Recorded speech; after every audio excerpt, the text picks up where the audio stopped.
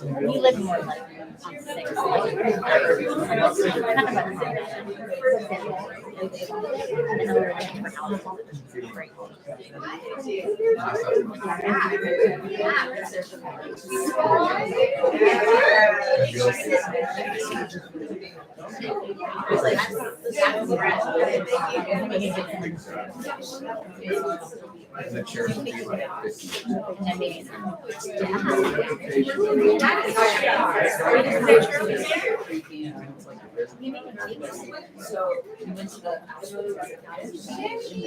Get up from.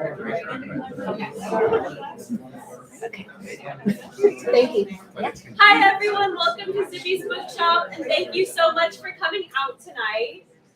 We have Daisy, Alpert, Florin and Rufi Thorpe, and tonight we're talking about my last innocent years. So congratulations to the two of you. It's going to be about 30 minutes of conversation, followed by audience Q&A, and then a book signing. So now we can write it home. Yeah, thank you. Oh my God, thank you, Sophie, and everyone at Zibby's Books, and thank you, Rufi, for coming. I mean, for doing this with me, and thank you all for coming. This is really exciting. I'm not from the West Coast, so I'm like, who's going to show up at my book event? But I feel like more people are here than maybe at a New York event where people see me all the time. So anyway, thank you. Do you want to read a little bit so people can get a taste of the voice of the book? Yeah, I'm just going to read a short passage from the beginning of the book.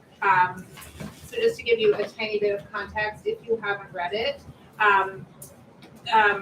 the main character, Isabel Rosen, has starts off the book by having an upsetting sexual encounter with a friend named Zeb, and after that, she goes back to her dorm room where she finds her roommate Deborah, who has a very particular point of view about what has just happened and wants to take a kind of revenge on Zeb. So this is them going back to Zeb's room at the beginning of the book, and Isabel is reflecting on Deborah and who she is as a friend.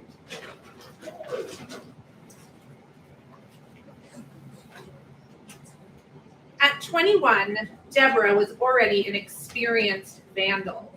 As editor of her high school yearbook, she'd embedded messages throughout the pages. Silence equals death. My body, my choice. I believe Anita. A code of resistance you could read only if you knew where to look. Within weeks of arriving on campus freshman year, she'd organized a Take Back the Night march. But when the reaction to it was tepid, she decided she wasn't interested in anything school sanctioned.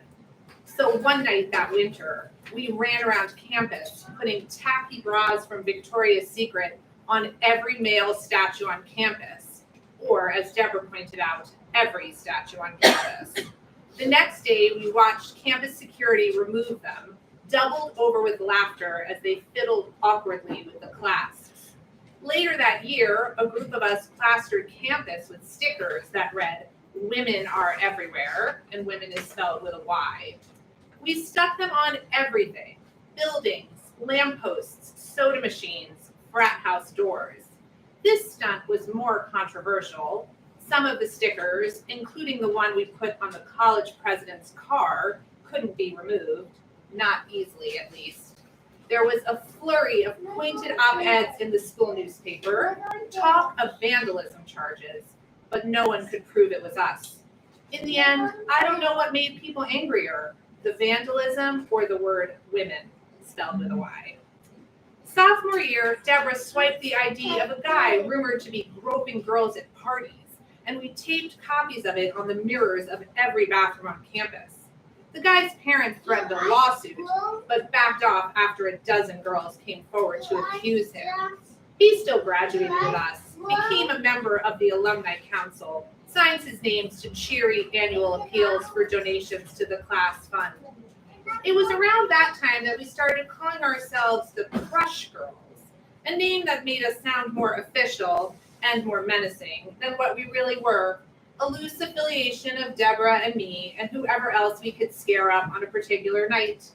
Crush Girl activity flatlined after Deborah founded Bitch Slap, Wilder's first and only feminist journal, but she still talked sometimes about reviving it and pulling off something big. I'd always gone along with Deborah's stunts because they were fun and because she was happy to take whatever consequences they reaped. So far, to my relief and Deborah's chagrin, none had. All of which is to say, I wasn't surprised when she pulled a can of spray paint out of her backpack when we got to Zev's door. It felt strange to be back there so soon, and I distracted myself by wondering if a universe existed where I was on both sides of Zev's door, like Schrodinger's cat. Deborah shook the can, and the sound was huge in the silent hallway. I didn't know who was still around and who had already left for winter break, so I looked up and down the hall nervously, willing the doors to stay closed. Let's keep it simple, shall we? Deborah popped off the top, and I watched as she wrote the word rapist in big red letters across Zev's door. Holy shit, I whispered. Not bad, right? After she touched up the letters, wiping off drips of paint with her sleeve, we stood there, basking in the glory of what we had done, what Deborah had done. I felt giddy and nervous, my stomach dancing in a way that made it impossible to separate the feelings. The word on Zev's door was bad and bold, but for a moment at least, felt right. Tears pricked at the corners of my eyes as I thought about what Deborah had done for me. Deborah, my avenging angel. She looked back at me and smiled, and in that instant, she'd never looked more beautiful.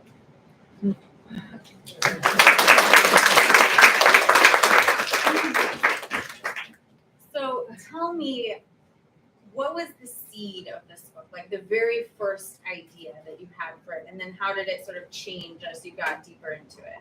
Yeah. So I had started out writing sort of in my late 30s, and I was writing a lot of personal essays, and a lot of them took place in my college years. I think it was just a time that felt really present to me and really vivid, and I remembered it so well, and there was so much that I wanted to sort of revisit and explore about that time. I think that when you're in college, it sort of feels like you're living in a novel. Anything can happen. You might like turn the corner and bump into someone and your whole life could change. So I had been writing in this very specific time period, this specific setting.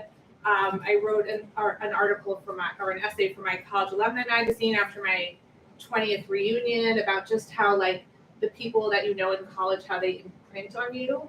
So that was where I had been writing about that, and I really kind of wanted to stay in that time period, and I wanted to talk about things that hadn't happened to me and sort of bring in more specifically the time period of the 90s, and we'll talk about that also. And I also really wanted, it started really with this love affair that happens between Isabel and her Professor Connolly, which is sort of the bulk of the book after, this initial opening scene.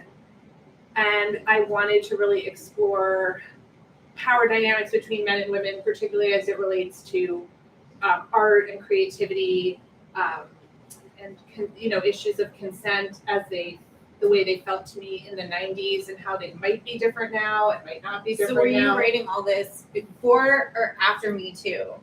So I started writing all of this before Me Too. It must have been crazy when Me Too, because I feel like Me Too was all of our cultural like reckoning with the 90s and reprocessing the 90s specifically kind of in a way, just with Monica Lewinsky and like rethinking Britney Spears and everything that happened with her. How did it feel when all of a sudden, like, you had this idea that you were exploring this, and then it starts like all of those same questions are kind of blowing up in the news? I think it's what helped me finish the novel, really, because it felt like it took on this urgency, because all the things that I was already thinking about, and I sort of think maybe women are always, maybe men are too, I'll just speak for women, but I think women are always kind of thinking about that, like, what did that really mean? Or how do I like reframe this thing that happened to me in my youth? And I was already doing that, like, sort of on a very personal, like, micro level. But then when it, really exploded and I was still writing, it was like, it took on more of an urgency, and I felt like the world was like telling me to just like keep writing this book. And I feel lucky that the book met the moment, kind of, for me, just to keep going. Well, I feel like so much of what the book does so well is live in the gray area of morality, where what happens with Zeb is not clear cut in terms of whether it is actually sexual assault or whether it's something that you would call like bad sex. Mm-hmm. And similarly, even with the Deborah character, I love that that's the passage that you read, because she is like this avenging angel, and she's really there for Isabel in an important way. And there's so many points of the book where you're like, Deborah, no, like you are wrecking things, and so how did you purposely want to make sure you stayed in that gray area where things can't be reduced to black and white? And how did you like approach that artistically? Was it hard line to walk to keep it kind of open? Yeah. I think that's kind of how I live, and it's like a very frustrating way to live sometimes, because I feel like I always can sort of like see all sides of everything, and even if someone I find really, horrible, I'm like, well, I can sort of understand. And it can be a frustrating way to move through the world, but I think it sort of like helps me as a writer, because I'm really not interested in black and white. I'm not interested in creating villains or heroes. I don't want to read books like that, and I definitely I couldn't write a book like that. I feel like all the characters to me like had to have that complexity and that ambiguity. Even the dean is both a good, well-meaning guy, and such a stupid blowhard. Yeah, like it's amazing how you make them all so complex. It can be. I think there have been people that I've talked to who like find that frustrating, or like, I just wish at the end she could this, or I wish that she finally said why. And my experience in life has not been that that's how things generally go down. I'm definitely someone who like thinks of the perfect thing to say like 3 days after I've left the setting, or can only understand that I've been insulted like 2 days later. Oh, like that, I don't know, very slow perhaps. Well, I think so. As someone who had an affair with her college writing professor, I often avoid reading stories about people having affairs with their college professor, because it becomes romanticized in this really simplistic, kind of gross way that as I became an adult and thought more back onto that relationship, it became way more complicated and morally gray, and never something that was easily reducible into good guys and bad guys. And so it was such a delight to read the way that you represented the relationship with Connolly, her professor. Was it hard though? Because I feel like part of the balancing act is you show us the ways that he's flawed. And like, you kind of have to be a loser to be willing to fall in love with a 19-year-old girl when you're an adult man. Yeah. You know what I mean? Yeah. Like on some level, you are like stunted in some way, and you let that come through while also giving us her yearning and her perspective in that moment where he's like holding the keys to everything that she wants and letting that be real. Like, how was it difficult as a writer to like keep both of those things present? Yeah. Did you ever feel it like tipping one way or the other, and you had to, or did that line like feel very evident to you?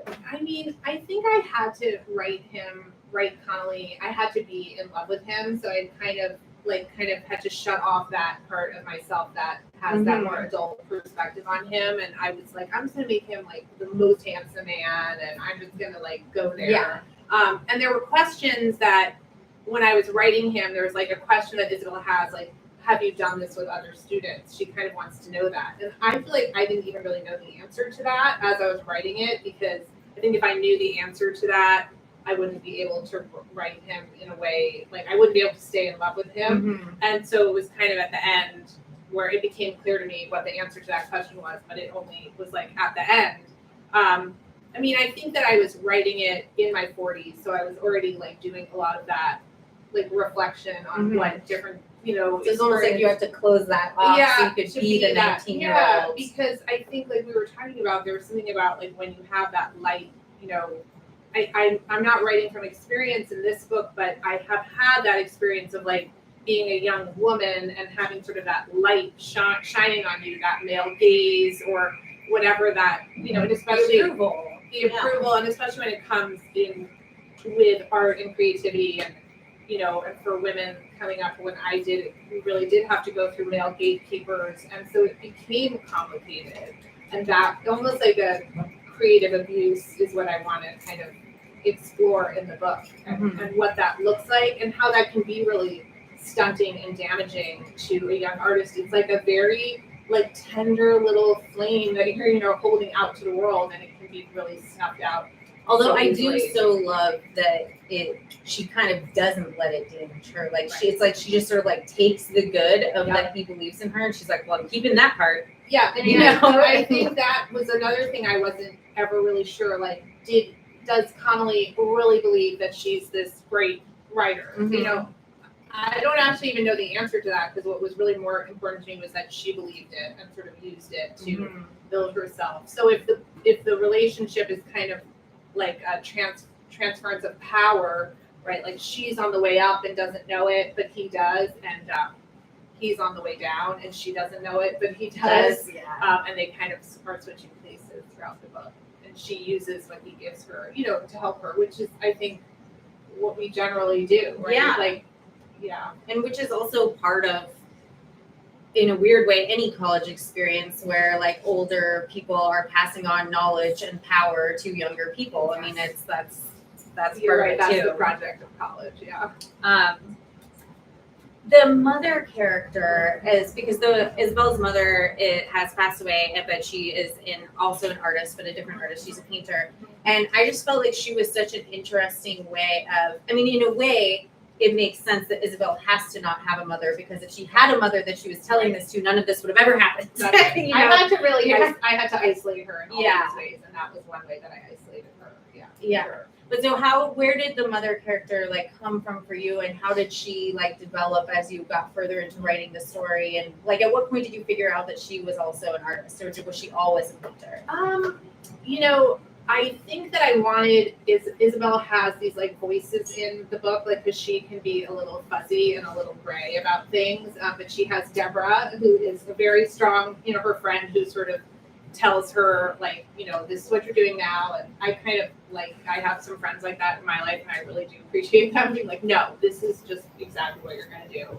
And then I felt like her mother was almost like that voice also that she kind of refers to throughout the book, things of what she might have said, because you're right, I don't think she would have gotten into this kind of trouble if she had her mom there to set her straight. But the other thing about Isabel is that she comes from this background where her dad, she lives with her dad, who owns an appetizing store on the Lower East Side. And an appetizing store is like a Jewish specialty food store, like a deli, but a deli serves meat, and an appetizing store, because they separate, you know, dairy and meat. So it's like they sell lox and cream cheese and things like that. So she has this very grounded father who like opens his store every day and like types in, you know, how much money he made that day and how much money he gave away. And so he's like this very grounded person.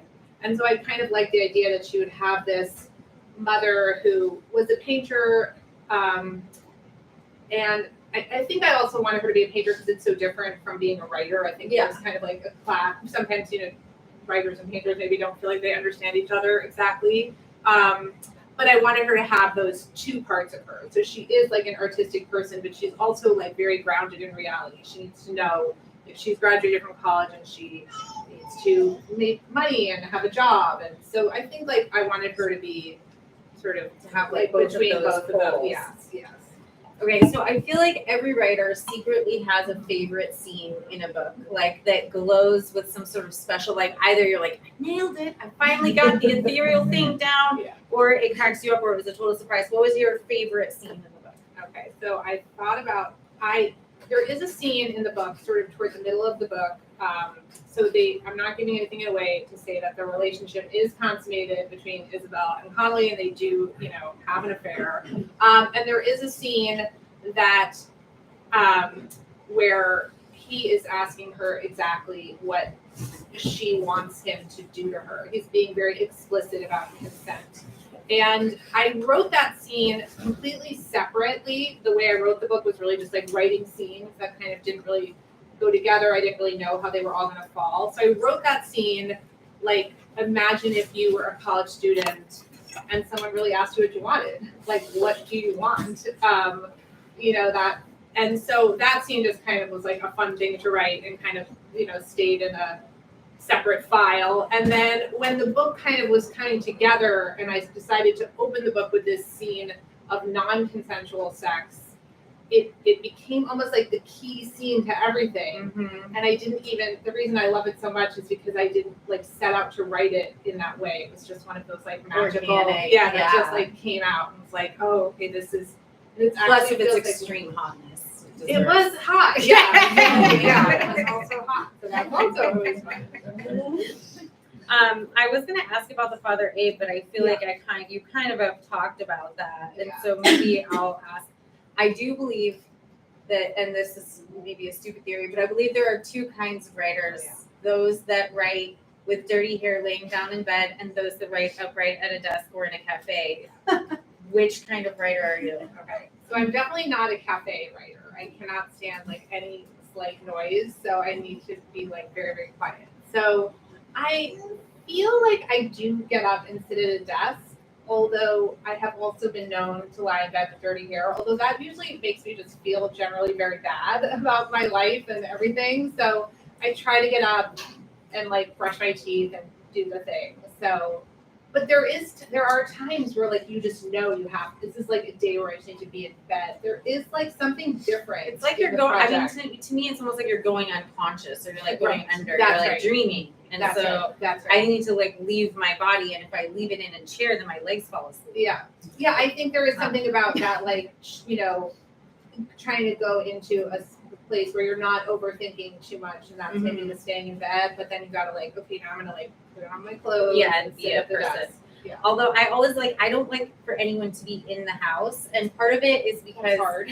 I know it is hard with small when you children, have kids. Yeah. but because Dickens would do all the voices, he would like act them out in front of the mirror and stuff. Do you ever do that? Like, do you ever like? I read out loud constantly. I have to read out loud. I have to read it out loud. So it's better if I am alone. But I'll read out loud. if people Does are it around. freak you out hearing your audiobook narrator read it? So yeah, I have not actually. I've listened to it to the extent that like I helped sort of choose Choose who the she person, would be, yeah. but I've never listened to it. I find wouldn't. it like Have I you listened to that? I have a hard time doing it. Yeah, I yeah. feel exposed. It's like someone's like reading my diary at school or something. Yeah. It feels very weird. It's somehow yeah. easier when I do it to a group of people, but hearing somebody else do it over headphones, I'm like, I No, don't know. no. Okay. Then also, well, you kind of already answered too, which came first, the Zev interaction or the affair with Connolly. And so it was the affair with Connolly, and then the Zev was almost like Yeah. the setup for that. Yeah, I mean, I always knew it was going to be about this love affair because I just felt like that would be fun, and it was a way to like sort of, get at a lot of things I wanted to say about gender and power and consent. But I always had this scene with Zeb in the book because I kind of imagined it as one of the other things that would help isolate her or just kind of destabilize her, that she would have had this experience and would have some vulnerability around sex that might make her, more susceptible to, being seduced by her professor. But the scene kind of moved around in the book. I was like very dumb about where it belongs. Like, well, I don't know. Sometimes I had it happen a few years in the past. Uh-huh. Like, it was only toward that, circling around it for a long They're time. like, oh, this is the beginning of the book. And someone said to me, it should be at the first scene. And as soon as I did that, then the whole book fell into place. It was sort of so like propulsive. Yeah, it helped. Yeah. I didn't even think of it myself. So I think that I wrote an essay about it for LitHub about how like sort of figuring out that was the exciting incident of the book kind of helped unlock everything else. Very cool. Okay, then 90s. Did you do a bunch of 90s research? I mean, I know you said that you said it in the 90s because you went to college in the 90s and that just Yes. felt natural. And then it must have felt even more important for it to be the 90s once Me Too was Yeah. happening, kind of. But so what, did you do any fun 90s research? Like, did you, and because I find I got briefly addicted to watching 90s commercials on YouTube for a period of months because they're insane. They're really bizarre. You should definitely go. Also, you can find footage from, do you remember like Circuit City and stuff? Yeah. How they would Yes. have like video cameras set up just like that would be projecting to TVs. You can get footage that's just like people wandering around malls in the 90s. And you can like see how everyone's And what dressed. did you like? Yeah, the clothes. The clothes Yeah, and just yeah. like, I don't know, you like see everyone with like their Auntie Anne's pretzel and it's just like all of a sudden the whole world comes alive. Yeah. Like, how did you I've get not done that. in touch with your like 90s self? Was there music? Did Yeah, you, I mean the 90s. did you drink Clearly Canadian? Like, how did you do it? Snapple, Yeah. Snapple in the 90s.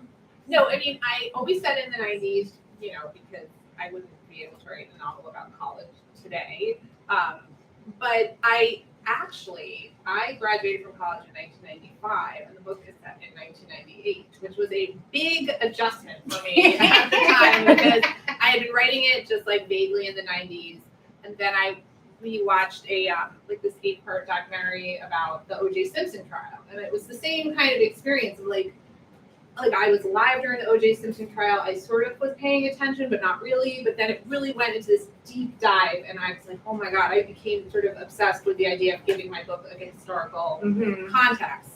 So I thought about having the backdrop be the O.J. Simpson trial, but that didn't work for a bunch of reasons. And then I thought, well, what better than Monica Lewinsky? Again, very stupid. It takes me a long time to figure things out. So I did. And so then I had to shift it forward, and I was like, I don't know how to do that because I didn't go to school then. So, but it wasn't that hard. I just kind of moved things a little bit forward. But I did listen to, and again, I was alive during the Monica Lewinsky trial. I was semi-conscious adult, but I didn't really remember all the details. So there was a podcast, a Slate podcast called Slow Burn, which is 8 episodes deep into the Monica Lewinsky. Which I should call built-in scandal and not Monica scandal, but and I listened to that, and that really helped. And then I went back and read some of the articles, and one that I referenced in the novel, where the New York Observer, that pink newspaper, if you remember it from, I don't know when, but not the 90s, but it was a round table of feminists, older feminists than me, talking about would you fuck Bill Clinton? And it was it was actually very helpful to be well, that was the conversation that was happening at the time. We want a commander-in-chief who's alive below the waist. They thought it kind of it was kind of badass, and that was sort of the conversation that was happening, and that was extremely helpful to me to see how the different generations of feminists were talking to each other about this, which I was semi-aware of, but I just remember I'm the same age as Monica Lewinsky, and I just remember this feeling of just keep your head down and don't draw attention to yourself. It was something really embarrassing had happened to a friend in middle school, and if you just didn't look at her, maybe no one would notice. You know what I mean? So that was how I felt. So I hadn't really given her a lot of thought, and to listen to that perspective of the feminists, the generation above me, it's oh, that was why. That was why I felt that way. Yeah. Oh, so devastating, that whole. Well, okay. Yeah. But this is so, I didn't realize that you were the same age as Monica Lewinsky. That's kind of amazing. This is your debut novel. Yes. What are the unique gifts that you feel of like, I mean, I feel like there's like this stereotype that actually like hardly ever happens of like you're supposed to get an MFA and then become this enfant terrible and like, you know, take New York and publish your first novel when you're 25 and become New York's literary darling. Like So you got to have, well, no, if only, I wish, in my dreams. But so what are the sort of like unique gifts of getting to like have a life and raise children and before you publish your first book? Yeah, I mean, I personally could not have done it like a moment sooner. And I think that like the main thing was I needed to feel like really grounded in my life. Like I needed to be in a very safe place, like, you know, emotionally and like physically safe, you know, in order to kind of go to the crazy places that you have to go to write a novel. It's like very risky in all the ways. And I think I could only do that from a place where I felt like I wasn't being very risky in my life. Like I had to like, you know, pick kids up and we needed cat litter and all those things that kind of kept me in reality, also kept me on a clock. You know, it's like they're gonna come home at 3 and you know, so I know. I think that there is this image that artists need to be like otherworldly when in fact like you need to be tethered. You need to be tethered to the world in order to be able to go. And I think that's also a little bit like going back to Isabel's mother being this artist who maybe I perceive as not being as tethered to reality. Mm-hmm. And I think that I kind of felt throughout my life, like all these years, that like I wasn't a creative person because I always have been very tethered to reality. Like I can like show up to a thing and do a thing, and I'm not like, I don't know, I think I had this image of like, you know, the creative like banshee or something. But only the poets can be that way. You have to be organized to write a novel. You really do. You need spreadsheets. You need lots of a lot of executive functioning. What was the process of publication like? I mean, this is kind of fun, and then you get to do an event 6 months after your pub day. Yeah. Was the whole experience of publishing the way that, I mean, I think every writer sees getting published as like the finish line, and then you cross it and you're like, oh no, like it just keeps going forever, and I have to keep crossing this finish line over and over until I die. Yeah. How has that processing all that been for you? I mean, I think I was kind of prepared for that because I'm such a good student. I sort of like heard that from so many people. And you're an adult with more realistic expectations. I think so. I mean, I was always just like I have a friend who had a book come out and she just like really wanted to be on the New York Times bestseller list. That was like a very like, you know, a goal that she was very explicit about, and she wasn't. And she was bummed, you know, and I never had that. I mean, I kind of was like, oh, maybe I should feel that way too. Maybe I like manifested it by like wanting it, like I put it in the universe, and you know, it doesn't really. So I think I always was just like kind of happy with whatever like I got. You know, you have to like just remind yourself like you got this far, like you got this far. I was always like very delighted with everything. I mean, I think it's what everybody says. You're kind of just like out there, like sort of doing it on your own.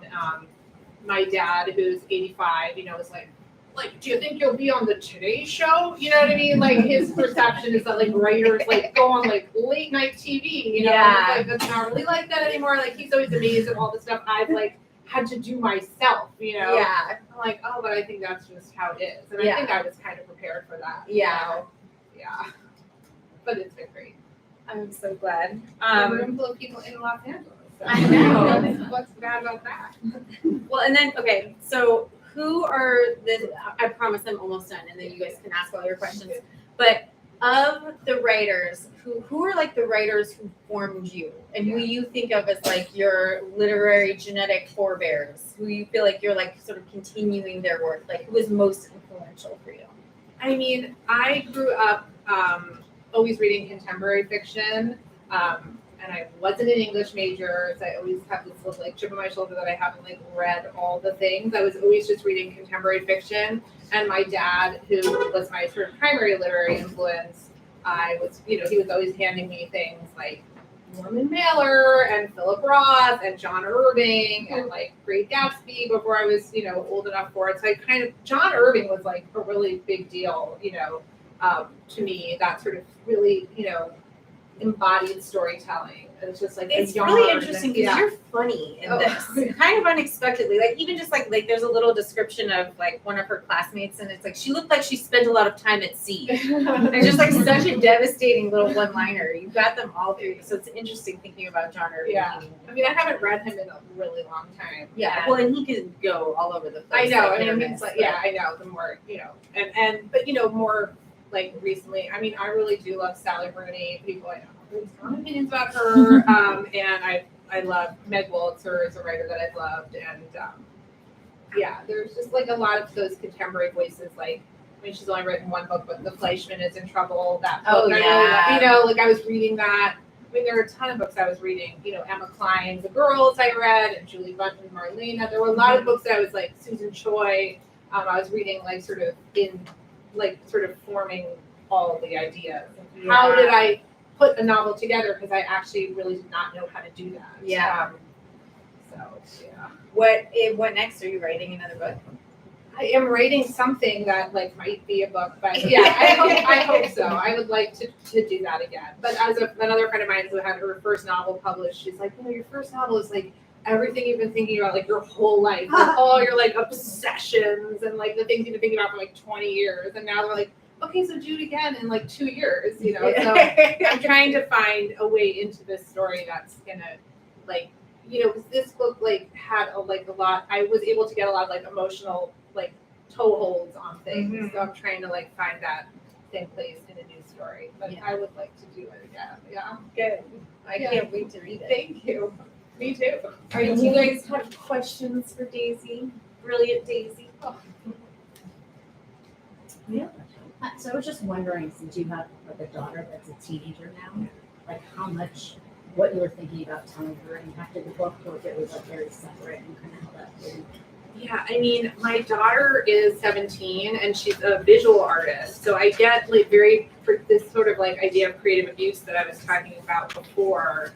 I get like a little sensitive to that. Not that it's happened to her, but I really feel like I can sort of, like send her off to art school or something. Like what kind of den of vipers is that going to be?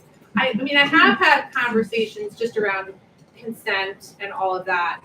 That's something that I've talked about a lot with like different audiences and different age groups and a lot of young people, and I think I've now come to the side where I do think things are better now. I think that there's more awareness generally, and I've sort of had this idea like, well, how does that really impact what's happening behind closed doors? Like we're having the conversations out here, which are great, but what's really happening behind the closed door? And I think now that it's better behind those doors. I mean, I've talked to friends about like when we got to college. I got to college in the fall of 1991, and there was, a friend of mine was like, oh, but we were having like the Take Back the Night marches and No Means No, and we were having those conversations. But I was like, yeah, but it was like we got to college and that's when we were having the conversations. Like when everything was crazy. Like it was like you're having this conversation, but then you're like doing all this stuff. It was all happening at the same time. There was no kind of like groundwork laid. And I think we are perhaps doing a better job at laying the groundwork. So I hope that that things will be better for her and all our children, boys and girls, and everyone's, yeah. Really hope. Have your kids read the book, and how do you feel about that? I know. So this is like, my kids have not read the book. So my older son, who's 28, would read the book if I asked him to, because he is very dutiful. And I just haven't asked him to. I mean, I feel like it's there for them. My daughter has sort of decisively not chosen to read the book. I think because to read about sex written by your mother is just like kind of a deeply uncomfortable thing, and I completely respect that. So it's like there for them. They're super into it. They all have like a copy in their room. I feel like it's it's up to them. I told my daughter, I'm like, I could tell you what chapters to like skip or something. Yeah. But thanks for asking that question. I'm wondering, did any of the characters surprise you? Oh, that's a good question. Did any of the characters. I mean, I think it was always like a process of revelation, all through the writing. And there were things about Connolly that I like sort of had to I couldn't really know until I was writing them. Like the question of like, had he done it before? I didn't really know. And that seems so weird to me. But in the process of writing him, I won't give it away. But I think that actually maybe it didn't surprise me where it actually landed, the answer to that particular question. But I mean, I think Isabel probably started as like close to me because that's what I was kind of writing in that she was like my eye on the world. But over time she became somebody very different from me, very separate, because I had to like sort of, one of the things I learned in writing a novel is that you have to like have your characters go out and make a mess of things. And I think like generally we don't like actively make messes in our lives. We try to avoid messes, but you have to have your characters go out and make a mess. So that I sort of had to like push in later drafts. Like, okay, have her just like do the thing that you would never do, say the thing that you would never say. For the sake of the book. Yeah, it's very hard Yes. to make your characters make a scene, and yet Yes, they yes. have to make scenes, a whole book full of them. Yeah. Yes, I always say like if you got in a fight with your friend, or you just got like didn't really want to talk to your friend anymore, you just probably like wouldn't call her anymore and just kind of like slither away and like, are you okay? Like, yeah, I'm fine. But in a novel you have to like have the blowout fight. You have to like go to dinner and have the fight and throw a drink in her face, or all of that. You have to see it all. And I had to like learn that as I was writing. Oh, it's still, I feel like I have to relearn it with each book. Yes. My Yes. characters always are like too tidy. Yes. and, like, Yes. They try not to make too much trouble. That's right. That's right. When writing your first novel, how did you know when you were done? Oh, that's a good question. So, it's like it just was done, and I don't like know how to say it. It was like just this feeling that I had. But more than that, for me, I kind of wrote in circles. I did not write from like page 1 to the end, and I was writing in circles and circles and circles for years, basically. And I actually could never end the book. I did not know how the book was going to end. And there were a lot of reasons why. I had like 2 timelines at one point, and that wasn't really working. And so I like pulled out the second timeline, and that helped. And then putting that first scene at the beginning really helped. So by the time I got to the end, it was like the book was done. And I had like a beginning, a middle, and an end, and I just felt like it was done. It was sort of a feeling, which is probably a really frustrating answer. But I think that like I also feel like for me, what I learned about myself was that I kind of hold myself to a very high standard. Like I wasn't going to send it out, to agents, for example, until I really felt like it like sort of met my expectations. And then when I did, it was like, oh, agents really liked it and wanted to. So I was like, oh, I think that I do this thing where I like wait until I'm like really, really ready, and then it's ready. And I think people do sometimes like send things out too early because they want like some validation, or they want someone to be like, it's great, even if you yourself like kind of know it isn't great. You're hoping for that. But yeah, that was. Are you writing something? Oh, yeah. Yeah. I think like it sounds weird, but you will just kind of know. That's like a terrible answer. No, It's true. It's true. You're gonna tell me, like you're gonna be like, she was right. She was right. I did just know. And you probably hold yourself to a high standard. So. Can you share a little bit about your kind of creative progression from writing personal essays to the novel? I know we talked a little bit about maybe the logistical aspects of like feeling grounded and creating like a safe space.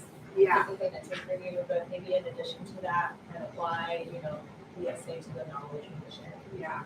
I mean, looking back at some of the essays that I wrote now, they were very novelistic. Like I was basically writing scenes, and I had setting, and I had dialogue, and they were essays.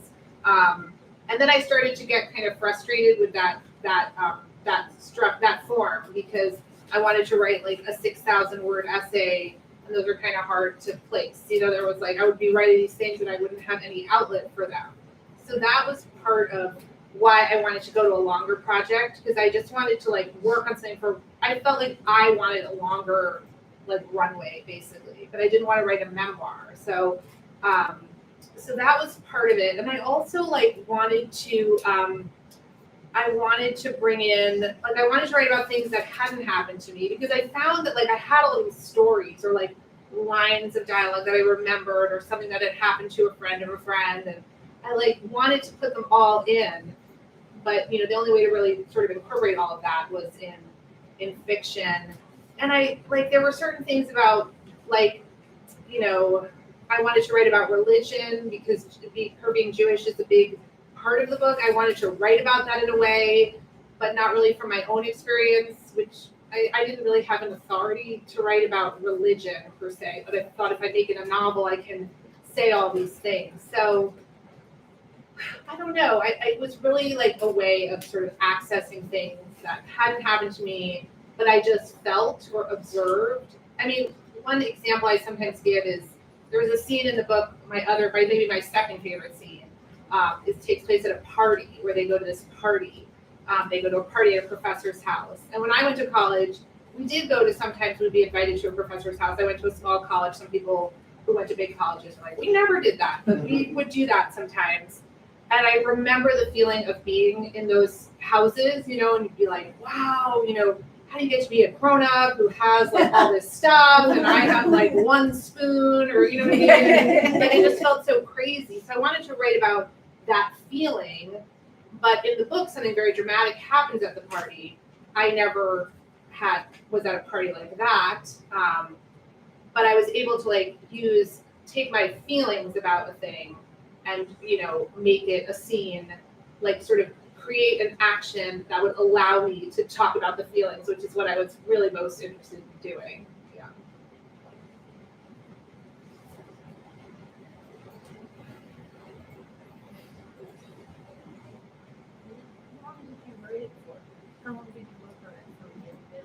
Yeah, so I started working on it in 2015.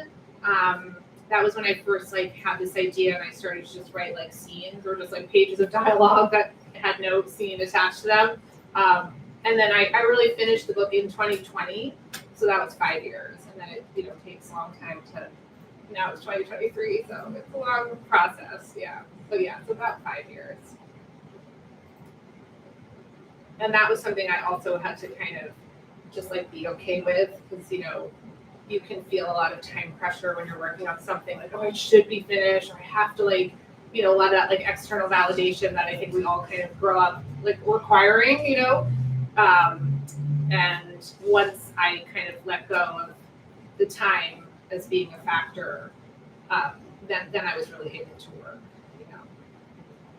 It's scary to invest it's that scary. many hours in something and not know Yeah. if it's ever going to see print, or if anyone's ever going to read it, or if it's a worthwhile endeavor. It takes such a tremendous leap of faith. It is faith. I felt like it was like, oh, it's like religion. Like you have to like believe in a thing that you don't like know exists, Yeah. but like you just believe, and that was how I kind of felt about it. Yeah, because like you're spending time. It's kind of embarrassing.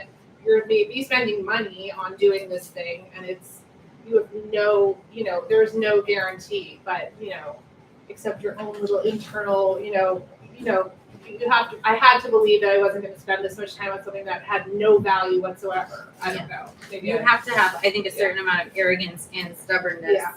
and then also like the humility to learn. It's weird. Yeah. It's a heady cocktail. Yeah. You mentioned earlier that someone told you to put that scene Yes, that yes. scene first. Yes. And you said all credit goes to that person. Yeah.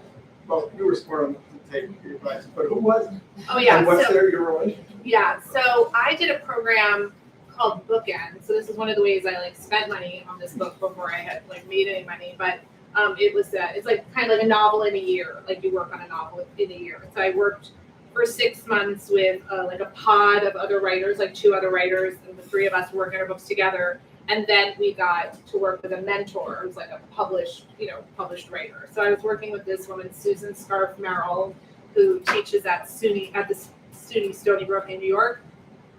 And she's a novelist. And I went to her house in Sag Harbor. She lives in Sag Harbor, and I like printed out. She was like, print out all the pages and let's divide them up by scene. And so I don't know, we had them like all spread out like across the floor. And this is when I still had the 2 timelines also. So she's like, you like put all this timeline here and all that timeline there. And somehow the visual of that like immediately made it clear that I did not need the second timeline. Like just seeing it on the floor, I was like, okay, there's like, this makes no sense. So that was one thing. And she just said, like, I don't know, she's just like a genius that way. I don't think I could ever do that. She was like, that maybe you have that be the first scene. And like, you know, there's like this advice that when someone tells you something isn't working in your writing, they're usually right, but when they tell you how to fix it, they're usually wrong. Yeah. Anyway, this is a case where she was right, but and I was just ready to take the advice. Also, the ability to like hear advice and you don't have to take it all. Mhm. I think like when you start out, you know, you maybe didn't have to do everything that people are telling you. No, but I feel like when Yeah, someone gives yeah. you a really good idea, a lot Yeah. of times you know. Like, I knew, and I'm always happy to steal a good idea. oh my gosh, You you know? know, I like, and I give her credit every time. And I like drove home from Sag Harbor. I like couldn't wait to get home to get started. So someone else said that's how you know it's good advice because you can't. It doesn't make you feel Can't. deflated. You don't Yes. feel like oh god, you It know, makes you excited. like you want to get back to the work. So So maybe visual artists and writers aren't so different. the visual, yes. She's like Yeah. Susie is married to an architect, so she has this whole process with like butcher paper, like kind of a roll of paper, like that somehow comes from her husband, the architect, or something. So she, like, actually, yeah, she does work on it visually. It does help, yes. The visual really did help me. Anything else? Thank you so much. Thank you so much. And we have copies of both books up here at the desk, and Mike can help check you all out.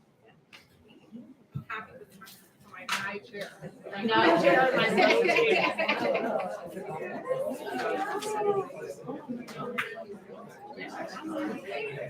I hear it.